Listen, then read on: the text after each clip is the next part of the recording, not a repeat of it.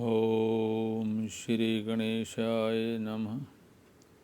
गजाननं भूतगणादिसेवितं कपित्थजम्बूफलचारुभक्षणम् उमासुतं शोकविनाशकारकं नमामि विघ्नेश्वरपादपङ्कजम्। नारायणं नमस्कृत्य नरं चैव नरोत्तमं देवीं सरस्वतीं व्यासं ततो जयमुदीरयेत्। सर्वमङ्गलमाङ्गल्ये शिवे सर्वार्थसाधिके शरण्ये त्र्यम्बके गौरी नारायणी नमोऽस्तुते। कृष्णाय वासुदेवाय देवकीनन्दनाय च नन्दगोपकुमाराय गोविन्दाय नमो नमः। गोविन्दाय नमो नमः। कृष्णाय वासुदेवाय हरे परमात्मने अनन्तक्लेशनाशाय गोविन्दाय नमो नमः। गोविन्दाय नमो नमः। भगवान और भक्त का प्रेम विलक्षण होता है। जब भगत भगवान को पुकारता है, गदगद वाणी से प्रेम अश्रुओं से उनको याद करता है, तो भगवान को किसी न किसी रूप में वहाँ उनके साथ रहना ही पड़ता है। भगवान खुद ही कहते हैं कि जो मेरे को जैसे भजता है मैं भी उनको वैसे भजता हूँ। शास्त्रों में आया है कि भगवान को प्रणाम करने का क्या फल है। कहा है, एकोपि कृष्ण सकृत प्रणामो दशाश्वेधा वृथेन तुल्य। दशाश्वेदि पुनरेति जन्म कृष्ण प्रणामिना पुनर्भवाय। नमो नमस्ते तु सहस्रकृत्वा पुनश्च भूयोपि नमो नमस्ते। ऐसे आनंद कंस सच्चिदानंद गण प्रात पूर्ण परब्रह्म परमात्मा श्री कृष्ण के श्री चरणों में एक बार किए गए प्रणाम की तुलना 10 अश्वमेध यज्ञों से की तो जा सकती है, परंतु कृष्ण प्रणाम की विशेषता यह है कि 10 अश्वमेध यज्ञों का कर्ता जहाँ पुनर्जन्म को प्राप्त करता रहता है, वहीं कृष्ण के चरणार बिंदों में प्रणति निवेदन करने वाले की पुनर्जन्म से सदा के लिए मुक्ति हो जाती है। अतः ऐसे प्रेमी प्रभु को बार बार नमस्कार है, नमस्कार है। ऐसे भगवान के लिए जिनकी आंखों से अश्रुपात होते हैं, उनके एक अश्रुबिंद की भी तुलना नहीं हो सकती। अभिप्राय यह है कि भगवान को पाने के लिए जिसके हृदय में भगवत प्रेम की विरह अग्नि धधकती रहती है, वह दिन रात रोता रहता है। उसे खाना पीना तक नहीं सुहाता, नींद भी नहीं आती, नींद उड़ जाती है। ऐसे भाव से भावनावित भगवत प्रेमी के प्रेम की प्रगाढ़ता में प्रेम अश्रुओं का महत्व और भगवत प्रेमी भगवान को कितना प्यारा होता है, इसका वर्णन तो असंभव सा ही है। उसकी तीव्र विरह वेदना का किंचित अनुमान उसी विरही भवश्रेष्ठ की दर्शन अभिलाषा की करुणा पुकार से लगाया जा सकता है। कहते हैं तू चलिया शिव शिव बैठो आँखियों मटकावे रे, बाला मैं थारे बिन दुखी फिर तू मौज उड़ावे रे। दिन चैन रात नहीं निंदिया, जरा कह दो सांवरी ऐसे आया करे, मोर मुकुट मकराकृत कुंडल पीताम्बर झलकाया करे। जमुना तट पर धेनु चुरावे, जरा वंशी की लटक सुनाया करे, ललित किशोरी गऊँ लेकर मेरी गली नित आया करे। भगवत विरह जिसके हृदय में प्रदीप्त हो उठा, उसको जहाँ का कुछ भी नहीं सुहाता। भगवान को पाने के लिए उसकी आंखों से अश्रुपात होता ही रहता है। भगवत विरह में व्याकुल महाप्रभु चैतन्य के विषय में कहा जाता है कि वह 18 वर्ष तक जगन्नाथपुरी में एक छोटी सी कुटिया में बैठे हुए इतने रोते रहे कि उनके आंसुओं के जल से कुंड के कुंड भर जाते। ऐसे ही प्रमोदकृष्ट भगवत भक्तों के संबंध में कहा गया है कि उन मिलनातुर विरहातुर परमात्मा अभिलाषियों के लिए संपूर्ण विश्व ब्रह्मांड की किसी भी प्रकार की दूरी और विघ्न बाधाएं उनके मार्ग को बाधित नहीं करती। मिलने को प्रीतम से जिसके प्राण का रहे नित हाहाकार, गिनता नहीं मारे की कुछ भी दूरी को वह किसी प्रकार, नहीं ताकता किंचित भी शशत बाधा विघ्नों की ओर, दौड़ छूटता जहाँ बजाते मधुर बंसरी नंद किशोर। आहा, मैं भक्त तो प्रेम में बावला हुआ क्या ही बैठता है प्यारे, यदि मुझे रुलाने में ही आनंद आता है तो मत आओ मैं उसी में सुखी हूँ। भगवान का प्रेम इतना होता है कि वो किसी को बता भी नहीं सकता, किसी को सुना भी नहीं सकता। ऐसे ही कवि कहते हैं तेरे सुख में सुखिया हूँ मैं, तेरे लिए प्राण रोवे, पन प्यारा तेरी राजी में है नित राजी मेरो मन, प्राणाधिक दोनों लोकां को तू ही मेरा जीवन धन। जय है बालपन और विरागनी भक्त प्रेम की स्वीकृति, कैसे उनके बिना बोलते हैं भगत। इन दुखिया आख्यानों को सुखों सृजोई नाही, देखे बने ना देखते अनदेखे कुलाही। इन आँखों के लिए विधाता ने सुख रचा ही नहीं। जब वह कभी आते हैं तो ये मेरी निगौड़ी आँखें इतना अश्रु बहाती हैं कि मैं उन्हें देख भी नहीं पाती, और जब वह चले जाते हैं तब वीर अग्नि में जलने वाली आँखें वैसी बरसती रहती हैं। एक निष्ठा एवं निरंतरता है भगवत प्रेम की, जहाँ किसी भी प्रकार की अन्य जागतिक भावनाओं और पदार्थों के लिए कोई स्थान भी नहीं।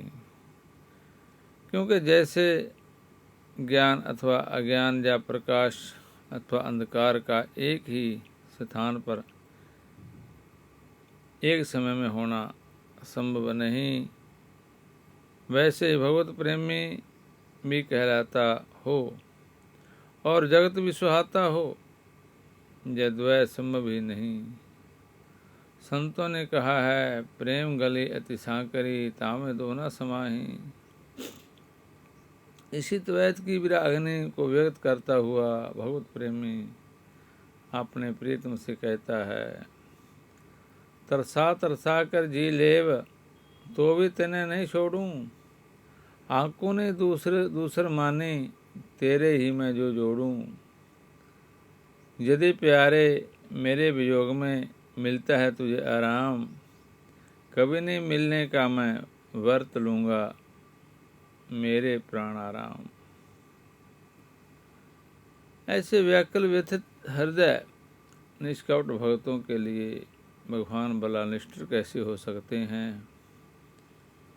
वह तो भगवत प्रेमी की आंखों के आंसू देखने के लिए उसके पास ही छिपे छिपे रहते हैं, बिल्कुल पास में ही, परंतु उसे भान नहीं कराते कि तू क्यों रोता है, मैं तो तेरे सन्मुख ही खड़ा हूँ। भगवत प्रेम की प्राप्ति के लिए रोना, आंसू बहाना भगत का सर्वोपरि आनंद है। जब भगत की ऐसी भावना विरह वेदना होगी तब भगवत प्रेम का मार्ग प्रशस्त होगा, क्योंकि भगवत प्रेम रूपी नदी के दो तट हैं, एक मिलन और दूसरा विरह। इन दोनों के मध्य ही प्रेम की प्रगाढ़ता में प्रेम अश्रु रूपी प्रेम नदी की धारा बहती रहती है। गोप अंगनाओं के प्राण प्यारे श्याम सुंदर जब मथुरा चले गए तब वृंदावन से मथुरा अति निकट होने पर भी प्यारे की इच्छा बिना वह वहाँ नहीं जाती। नंद जी जब कन्हैया को मथुरा पहुँचाकर वापस ब्रज में आए तो यशोदा रानी ने उनसे पूछा कि आप जीवित ही आ गए, यानी कन्हैया को छोड़ते समय आपके प्राण निकले। नंद जी ने कहा, यशोदे मेरे प्राण निकलने वाले थे कि इतने में कन्हैया मेरी गोदी में आकर बैठ गया और कहने लगा, बाबा बाबा मैं फिर ब्रज आऊँगा, मेरे लिए माखन मिश्री के लौंदे तैयार रखियो। तब मैंने सोचा कन्हैया कह रहा है मैं फिर ब्रज आऊँगा, यदि मैं कभी आया और यह सुना कि बाबा संसार छोड़कर चले गए हैं तो उसको कितना दुख होगा। उसे जरा भी दुख ना हो, मुझे चाहे जीवन भर क्यों ना रोना पड़े, इसलिए मैंने अपने प्राणों को जाने नहीं दिया। जय है शुद्ध भगवत प्रेम ता सुखे सुखितवम। ऐसे भगवत प्रेमी के लिए कहा गया है, बोधन्ते पितरो नृत्यन्ति देवता, अर्थात वसुंधरा के किसी भी भाग पर उसके पादार्पण से पितर प्रसन्न होते हैं और देवता नृत्य करने लगते हैं। जय तो है भगवत प्रेमी का प्रेम और प्रेम की प्रगाढ़ता में प्रेम अक्षरों का महत्व। ऐसे भगवत प्रेमी जितने दिन संसार में रहते हैं उनके द्वारा लाखों लोगों का उद्धार होता रहता है। एक बार गंगा जी ने ब्रह्मा जी से कहा, मेरे में स्नान करके लोग अपने पाप धोकर चले जाएंगे तो मैं पाप से भर जाऊंगी।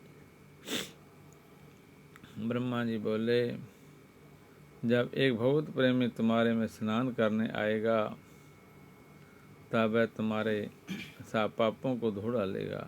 आहा, ऐसे प्रेमी भक्तों को सब कुछ त्याग करने पर भी क्या मिलता है। प्रेम की प्रगाढ़ता में प्रेम अश्रुओं का प्रभाव और इसी में उसकी कृतकृता तथा इसी में उसकी जीवन की सफलता। भगवान प्रेमी के साथ हमेशा घूमते हैं, रहते भी हैं, उनको दर्शन भी देते हैं, उनके साथ खेलते भी हैं। किसी रूप में कभी उनको भरोसा दे देते हैं, कभी छिप जाते हैं। ऐसे ही ब्रज गोपंगनाओं के साथ भगवान रहते थे, खूब खेलते थे, चलते थे, फिरते थे। ऐसे ही वृंदावन जो है एक कल वृक्ष की अथवा चिंतामणि जैसे गुणों वाली जगह बन गई। अंतर है तो केवल इतना ही कि कल वृक्ष अथवा चिंतामणि जहाँ सिर्फ भौतिक सुख सुविधाओं से संबाधित आशाभिलाषों की पूर्ति करता है, वहाँ वृंदावन साधक की समस्त कामनाओं की उपलब्धि कराने में समर्थ है, मुक्ति भी जय दे देता है, भुक्ति भी जय देता है और भक्ति भी जय प्रदान करता है। इसके अतिरिक्त जो वृंदावन में प्रेमांगनाएं, गोपिकाएं, प्रेमी भगत वहाँ रहते हैं, वह साधु को अतिशय अद्भुत, परमोज्वल, परम मधुर्यपूर्ण प्रेम, जिसकी प्यास में पीहे की भांति अकुल व्याकुल भगवान प्रेमी साधु के पीछे पीछे लगे फिरते हैं। वृंदावन के अंतरिक्ष स्वरूप का साक्षात्कार व्यक्ति की ज्ञान इंद्रियों से नहीं होता, न यह मन की कल्पना का विषय है, यह तो केवल आत्मभवगम्य है। हतरंग दर्शन क्योंकि आत्मा का विषय है, इसलिए मन सहित समस्त इंद्रियों और बुद्धि को निर्विकार करने वाले परंपरागत समस्त उपाय इस संदर्भ में अधिक उपयोगी नहीं है।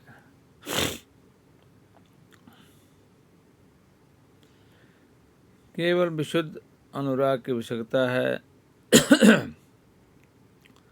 प्रेम दिन नक्षत्र और तिथि नहीं देखता, वह तो प्रेमी को देखता है। प्रेमी और प्रेम आस्वाद के बीच में केवल प्रेम रहता है।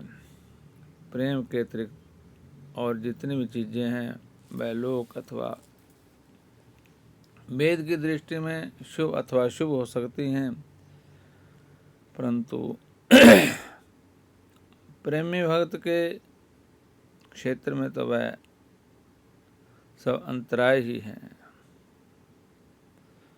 द्वारका में भगवान श्री कृष्ण को जब गोपियों के प्रेम का स्मरण हो आता था, तब उनके हृदय में एक असहाय वेदना उठती थी, जिसके कारण वह बहुत देर तक अन्य मन से खो जाया करते थे। पटरानियों ने श्री कृष्ण से कई बार इसका कारण पूछा श्री कृष्ण से, किंतु वह हर बार टालते गए। एक दिन नारद जी राज प्रसाद में आए। पटरानियों ने उनका खूब स्वागत सत्कार किया। फिर श्री कृष्ण की बेचैनी के बारे में चर्चा करके उनसे प्रार्थना की कि उनकी बीमारी का पता लगाकर उसका कुछ उपचार कीजिए, आपकी बड़ी कृपा होगी। नारद जी श्री कृष्ण जी के पास गए, उनसे पूछा, भगवान क्या बात है कि आप प्राय उदास रहते हैं, जिसे देखकर आपकी रानियां भी बहुत परेशान हो जाती हैं। आपकी इस बीमारी का कोई उपचार हो तो बताइए। श्री कृष्ण ने कहा, मुने आपकी बात ठीक है, मेरे ठीक होने का उपाय तो है। यदि आप ऐसा कर सकें तो मेरा कष्ट दूर हो सकता है। नारद जी आप जल्दी से मेरे प्रेमी की चरणाज लेकर मेरे बक्स पर मल दीजिए ताकि मैं कष्ट से बच सकूं। आप अपने चरणों की रज ही मेरी छाती से लगा दीजिए। नारद जी बोले, नारायण नारायण नारायण नारायण। यह दुष्कर्म मैं नहीं कर सकता। मैं तो आपके चरणों की रज अपने मस्तक पर धारण कर रहा हूँ। अपने पैरों की रज आपके बख्शिश पर लगाने की बात तो मैं सोच भी नहीं सकता। जरा ठहरिए, किसी रानी के चरणों की धूल लाकर आपका उपचार करता हूँ। नारद जी प्रत्येक रानी के पास गए और सारी बात कहकर उनसे उनके चरणों की रज मांगी, किंतु पाप की शंका और नरक आदि के भय से कोई भी ऐसा करने को उद्यत न हुई।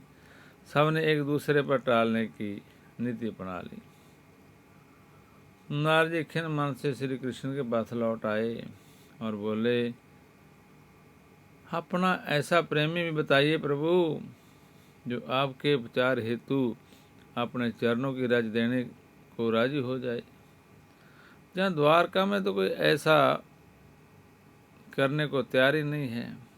श्री कृष्ण ने कहा, नारद जी, कष्ट बहुत बढ़ता जा रहा है और आप अभी यहीं घूम रहे हैं।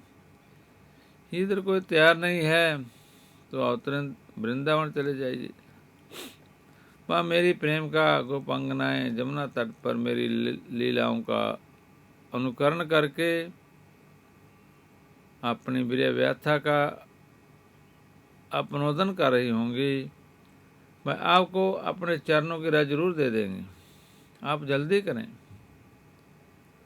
जय सुनना ही था कि नारद जी शीघ्रता से वृंदावन की ओर चल पड़े और वहाँ उन्होंने श्री कृष्ण प्रेम अनुवाद संतप्त गोपिकाएं विरह व्यथा का नाम सुनाई पड़ा। गोपिकाएं अपने प्रीतम श्री कृष्ण को लक्ष्य कर प्रियावेश में इस प्रकार रुदन कर रही थी। अटती जद भवान नहीं कानन, त्रुटिर्जुगायते तवा पश्यताम, कुट्टिल कुंतलम श्रीमुखचते, जाड़ उदिष्टा पक्षम क्रुदृशाम। प्यारे, दिन के समय जब तुम वन में विहार करने के लिए चले जाते हो, तब तुम्हें देखे बिना हमारे लिए एक एक क्षण जू के समान हो जाता है। और जब तुम संध्या के समय लौटते हो, तब घुंघराली अलकों से युक्त तुम्हारा परम सुंदर मुखारविंद हम देखती हैं।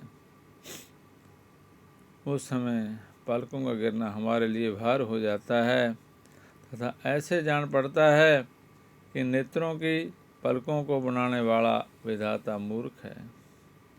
हे प्यारे, एकांत में तुम मिलने की कांक्षा, प्रेम भाव को जगाने वाली बातें किया करते थे। ठिठोली करके हमें छेड़ते थे। तुम प्रेम भरी चितवन से हमारी ओर देखकर मुस्कुरा दिया करते थे। और लक्ष्मी निकेतन हम तुम्हारा विशाल बक्सल देखती थी। तब से अब तक हमारी लालसा निरंतर बढ़ती जा रही है। हमारा मन अधिक अधिक मुग्ध होता जा रहा है। प्यारे, तुम्हारे जन्म के कारण वैकुंठ आदि लोगों से भी ब्रज की महिमा बढ़ गई है। तभी तो सौंदर्य और मधुरता की देवी लक्ष्मी जी अपना निवास स्थान वैकुंठ छोड़कर जहाँ नित्य निरंतर निवास करने लगी है, इसकी सेवा करने लगी है। परंतु प्रियतम, देखो, तुम्हारी गोपियाँ जिन्होंने तुम्हारे चरणों में ही अपने प्राण समर्पित कर रखे हैं, वन वन में भटकर तुम्हें खोज रही हैं। हमारे प्रेम पूर्ण हृदय के स्वामी, हम बिना मोल की तुम्हारी दासी हैं। तुम शर्तकालीन जलाशय में सुंदर सरजिस कर्णिका के सौंदर्य को चुराने वाले नेत्रों से हमको घायल कर चुके हो। हमारे मनोरथ पूर्ण करने वाले प्राणेश्वर, क्या नेत्रों से मारना वध नहीं है? अस्त्रों से हत्या करना ही वध है क्या? कमल नयन, तुम्हारी वाणी कितनी मधुर है, उसका एक एक शब्द, एक एक अक्षर मधुर अति मधुर है।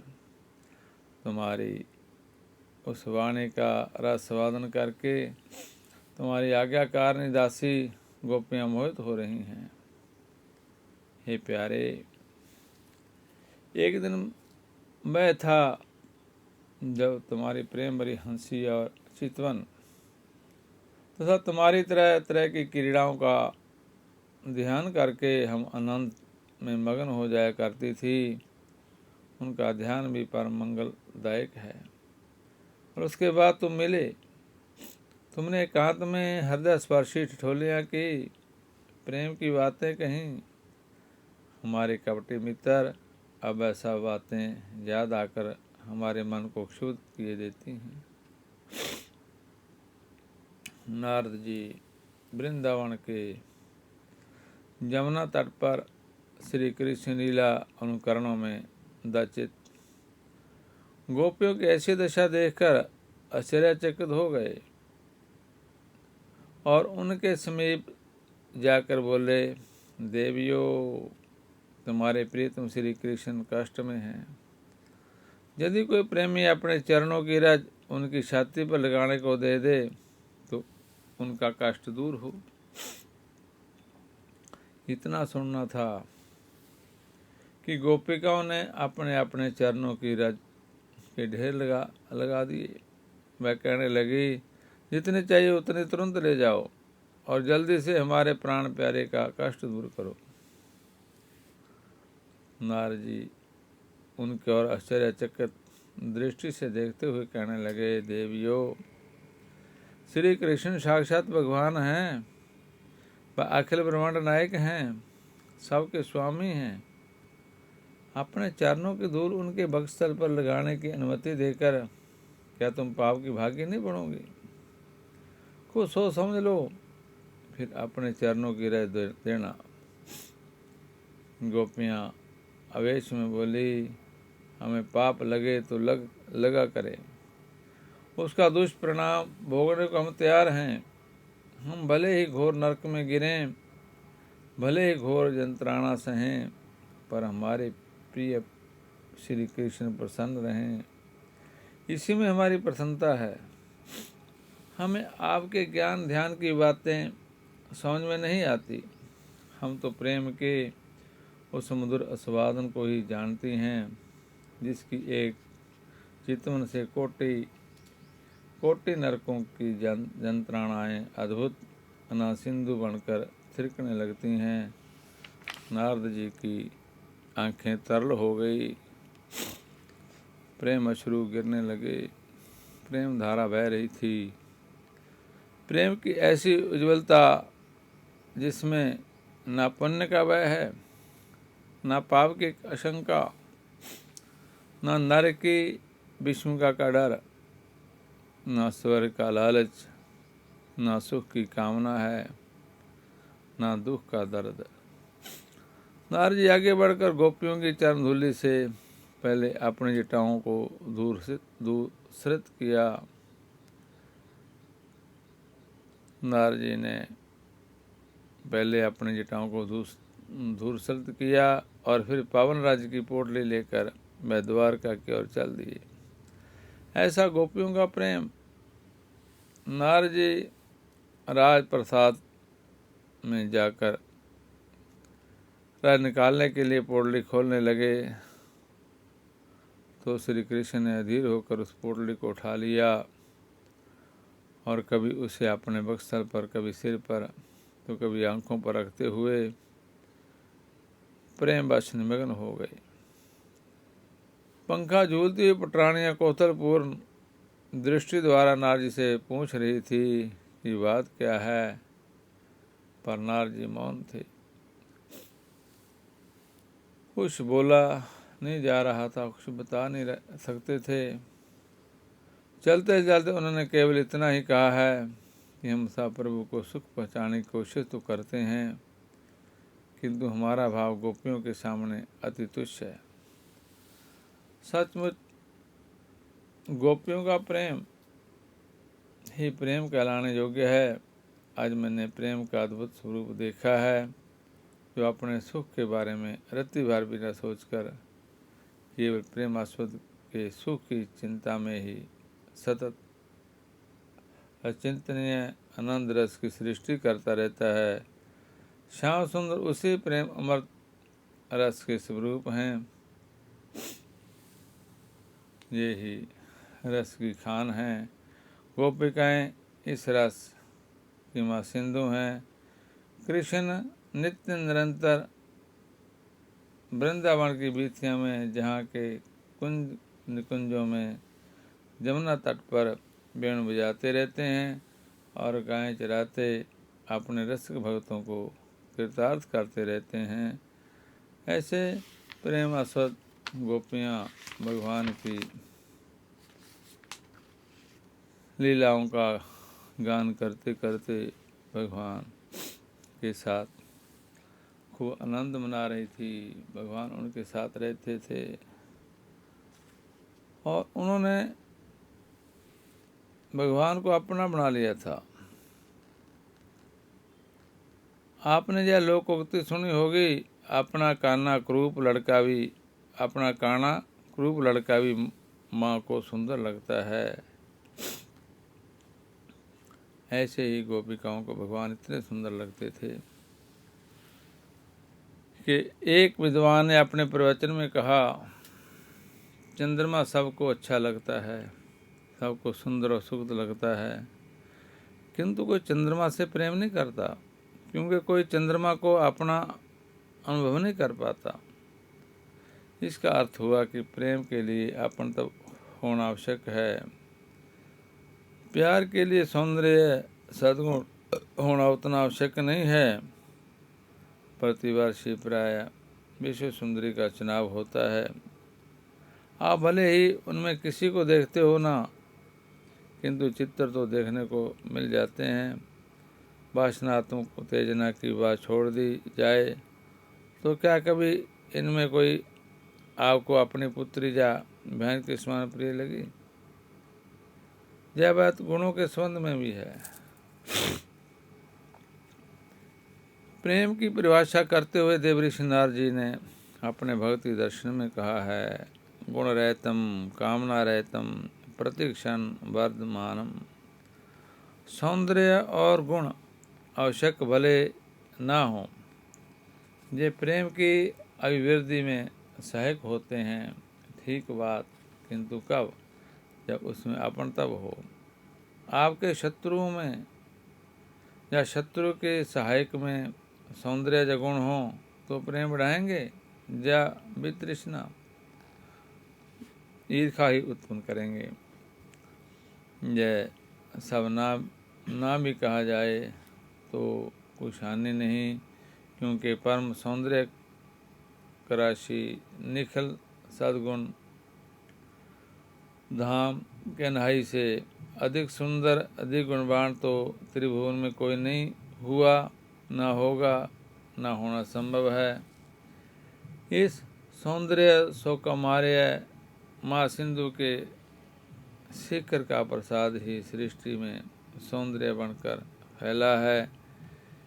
इस गुणेक धाम के गुणों की छाया मात्र से तो लोक में अनादिकाल से प्राणियों को सद्गुण मिलते रहे हैं। इतने पर भी कन्हई से प्रेम नहीं है, यह अल्प है, तो इसका कारण होना चाहिए।